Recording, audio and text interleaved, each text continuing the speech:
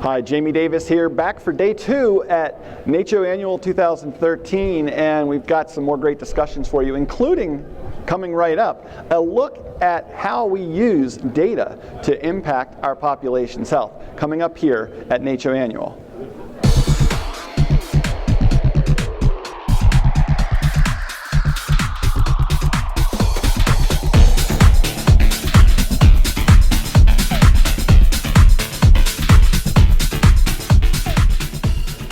So I'd like to introduce my guests and start out with Carolyn Green and Stephen Teutsch here to talk about using that data and what we can do with the information that we gather about our public. Carolyn, why don't you introduce yourself and tell us a little bit about your background? Of course. I am the Deputy Commissioner for the Division of Epidemiology at the New York City Department of Health and Mental Hygiene. Our division is in charge of running some citywide surveys, special studies. My division also oversees the Bureau of Vital Statistics, which collects data on all births, deaths, and terminations of pregnancy. We also have a World Trade Center health registry, which includes a cohort of about 71,000 people who were exposed to the World Trade Center disaster, and we follow them over time for physical and mental health effects. Excellent, excellent. And Stephen, tell us a little bit about your background and where you are. Great to be here. I'm Steve Teutsch. I'm the Chief Science Officer in the Los Angeles County Department of Public Health, so you got sort of a bi-coastal thing here. I spent 21 years at CDC and then was actually in the pharma business for about 11 years at Merck. At the LA County Department of Public Health, my task is mostly to make sure that we use the best science for driving our program activities, but also to try and extract the kind of information that we can from our program so that we have a better idea of what's working and get that information out. I myself oversee our Office of Health Assessment and Epidemiology, which runs our vital statistics and our surveys. Excellent. Stephen, let's start with you. We've got 2 big cities represented here that are really talking about a group of people living in a densely populated area. You've got a lot of data you can collect relatively easily when you compare to what a rural area would be able to do to get information. What are some of the things that LA is doing to gather that data, and also what are some of the uses you're seeing to do something with it? Well, of course, we do a lot of the very traditional things in public health. We have our infectious disease surveillance systems. We gather a lot of data through our programmatic activities, such as our environmental health kind of data and our substance abuse programs. We have our vital records, of course. We do our own LA County Health Survey, which of course is similar to the BRFSS, and I'm sure you'll hear a little bit more about that from Carolyn, and what they do in New York, which we use to a great extent. I think some of the things that we're doing that are perhaps a little different than some parts of the country are to do more economic evaluation. So we pull in data from lots of data sources for that, and we are doing a lot of quantitative policy analysis these days, particularly health impact assessment, given the importance of a lot of the intersectoral work that's going on. Excellent, excellent. And Carolyn, what about some of the data sources that you're collecting? I know you already alluded to one that we talked about before the show here that you're excited about, but there's lots of ways to get this data in, including some of the new things on the horizon. Yeah, absolutely. So we have similar data sources to LA County. We also have our own community health survey, which is also modeled after the BRFSS. We have a survey that we conducted in 2004 that we're very excited to be about to launch again in 2013. It's called the New York City Health and Nutrition Examination Survey, and it's based on the national HANES, which is conducted by CDC. And this really allows us to collect local data on our population, not only through self-report by interviewing New York City residents, but also by performing physical exam and collecting specimens so that we can actually get objective measures on our residents and look at conditions both undiagnosed and diagnosed. And in terms of some of the new projects that we're launching into, we are very excited here in New York City to begin looking at the possibility of developing an electronic health record surveillance system. We have a program in New York City called the Primary Care Information Program, which is one of the largest distributed electronic health record networks in the country.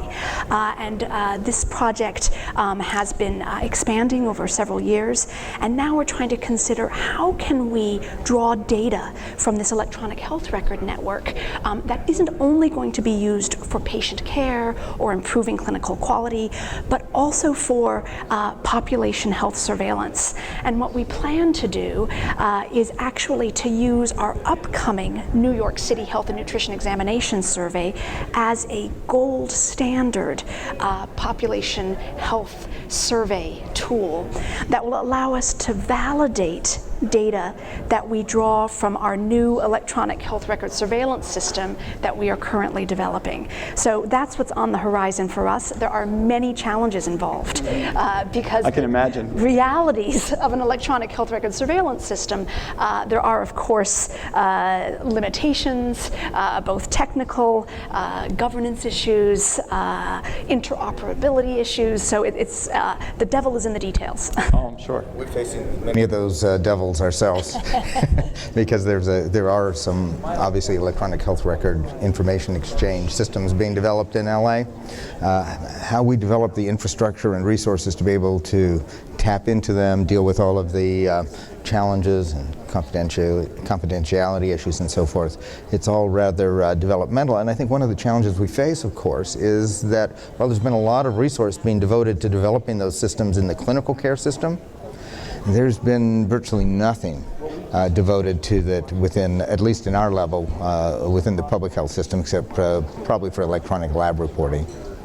So you really are looking for a new way to integrate data that you would collect in a traditional manner, but you could be gathering that data electronically, and it's the integration of that data into your system that's really posing the challenge right now. Right, but there are also, I think as Carolyn suggested, it opens up a whole new set of vistas for what we can do. I mean, beyond sort of our traditional surveillance systems, we can begin to look at a lot of the chronic diseases much more completely, which we haven't done traditionally other than through sort of discharge kind of records and things of that nature, or mortality data.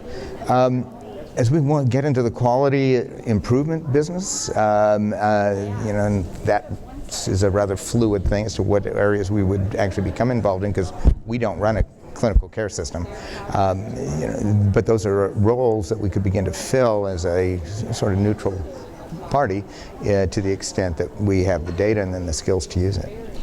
I think potentially too, if we are able to grapple with some of the challenges that Steve has alluded to, an electronic health record surveillance system might allow us to look at data in more real time. Some of the challenges of a New York City Health and Nutrition Examination Survey are, first of all, extremely expensive, resource intensive. We would have liked to have done one before 2013, but it took us that much time to raise the resources in order to do a second one. And then once you do the data collection, there's a lot of data cleaning, et cetera, that's required. And so there's always a time lag from the time you collect the data to the time you can actually interpret it. And our hope is that if we can grapple with some of these challenges, electronic health record surveillance systems might actually allow us to have data in more real time.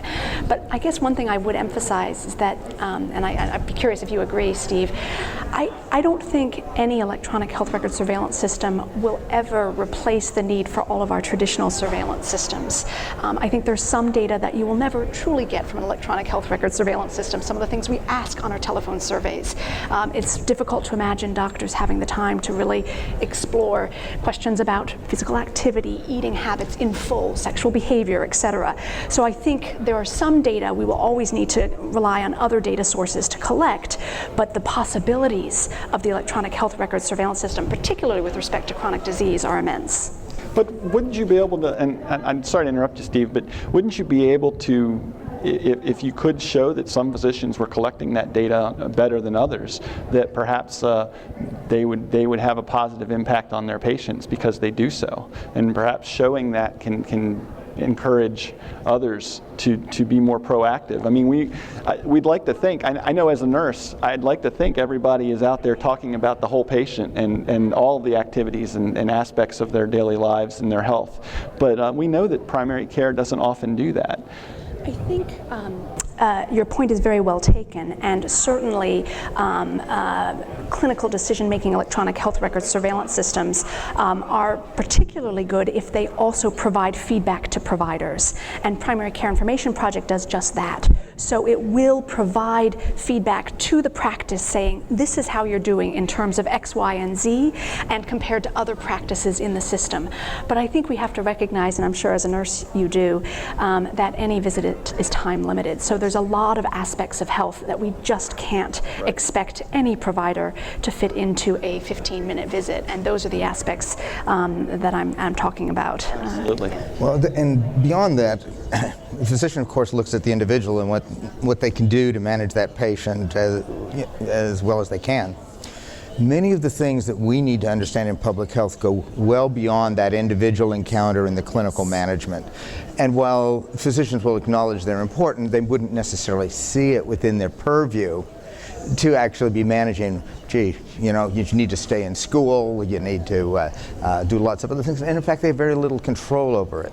Many of those kinds of things about the social determinants, the environmental determinants, the health and vibrancy of the community, many of the other things that it takes to build a healthy population lie well outside of the clinical care system. Rise to the policy level. Really, a public health policy and governmental policy rather than the individual health provider contact. But I think the point is not only are they outside of that, but you can get that information from people, from a variety of other data sources. Some of them aren't even traditional health data sources. We want to know about the availability of healthy foods. That's right. You can ask people. That's right. But you really want to know, where are those fast food? How does that relate to the availability of farmers markets and full-service grocery stores?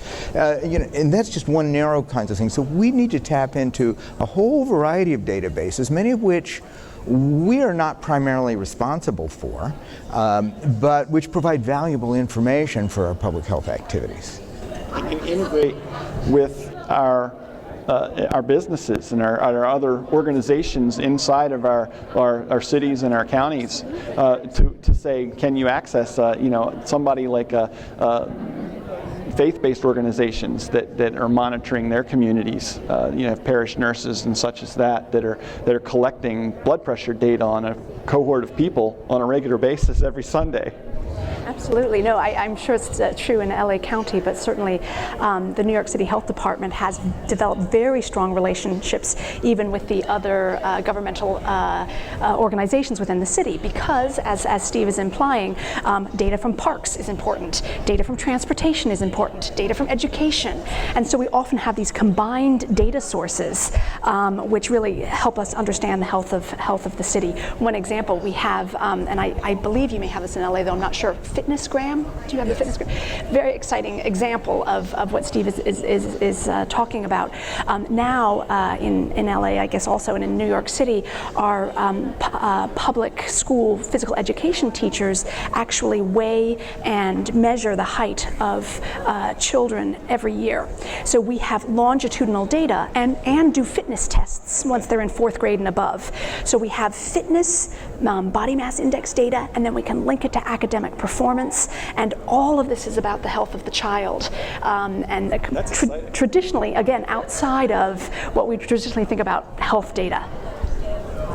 Yeah, and we have lots of examples of those, and it depends on the need. We work with the Fed, and they're very much interested, the Federal Reserve, because they're keenly interested in community development. So they're involved with housing, the local banks, and where they invest. I mean, there are many of these aspects, and you can sort of go into every sector. We're interested in the planning. Clearly work, as Carolyn was suggesting, with transportation and others. We're sort of trying to say that in public health we have this broader responsibility. Unfortunately, as you know, most of the funding still resides in our categorical programs, and it's a challenge. But I think that as there's growing recognition of what are the important determinants. We're trying to at least use our scarce resources to try and get the kind of information that's necessary to drive some of the changes within those other sectors. That's exciting. I think of the difference or the relationship between the holistic patient approach for an individual patient, and you're talking about really a holistic community approach, where we're talking about all aspects in which people's lives are impacted in the way they get to work, the way they walk around their neighborhoods, the activities that are available for them in their communities. All of those things really factor into their health. Absolutely. Well, I think as Steve was implying, a person's wellness, most of it is actually not dependent upon health care. It's really upon how they live, where they live, their neighborhoods, social determinants of health, their education, their access to healthy foods, their access to active transportation, et cetera. So absolutely, I think that's the way public health is moving, especially as chronic diseases are becoming more and more prevalent. We recognize that the health or the wellness of someone is really so much more than just their health care.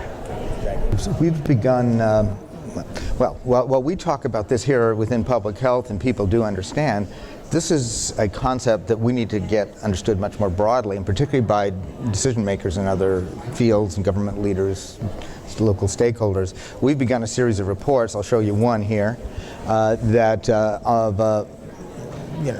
set of social and economic factors and how they distribute across our county so that we can begin to tell that story.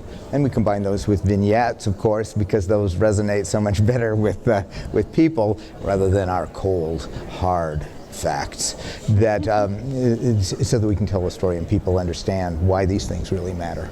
You need to tell the story that the data is proposing. Exactly. I guess is the way to say that and put that out there. What are your final thoughts as we think about utilizing data in more creative ways and finding new data streams that are out there? Would you, Steve, why don't you go first? Leave a thought with our audience here, maybe a public health official in a small town. How can they find data or resources in their communities? So we try to say, well, what's the decision that needs to be made? What's the policy that's under consideration where people need information? And then we look for, say, what is that information and where do we get it? Because there's obviously huge amounts of data out there. We're now probably going to have to deal with big data from the internet and all of these kinds of things. But I'll give you a simple example. A few years ago, there was a consideration for menu labeling of a bill in California.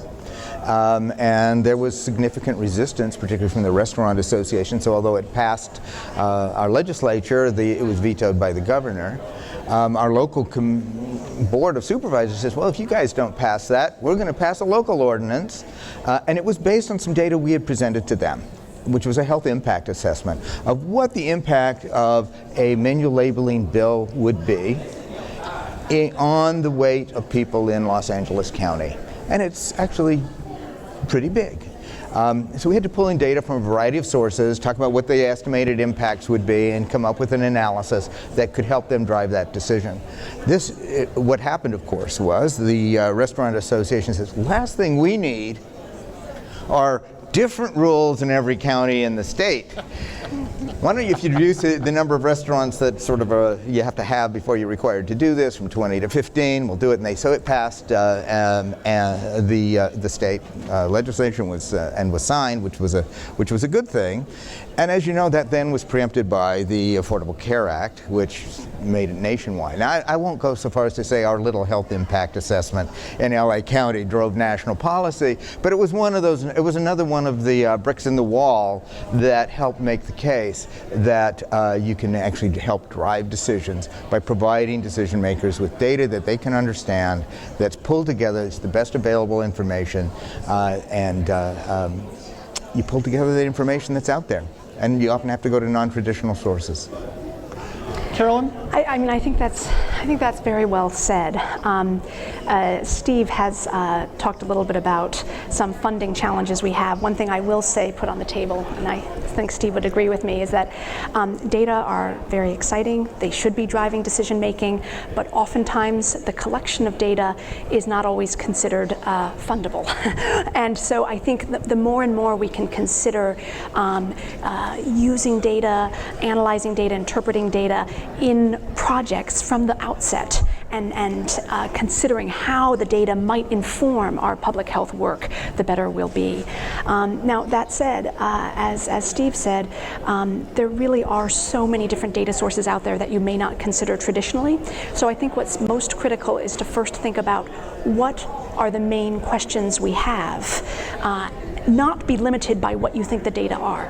So what are the most main questions we have to ask that will inform policy, that will improve health, and then to look at the data sources around you and say, how can I address that question with what I have available, and if not, how can I gather those data to make the most compelling case to answer this question. And then work together to integrate with agencies and businesses and community Absolutely. organizations that are collecting data around you and find those non-traditional data sets.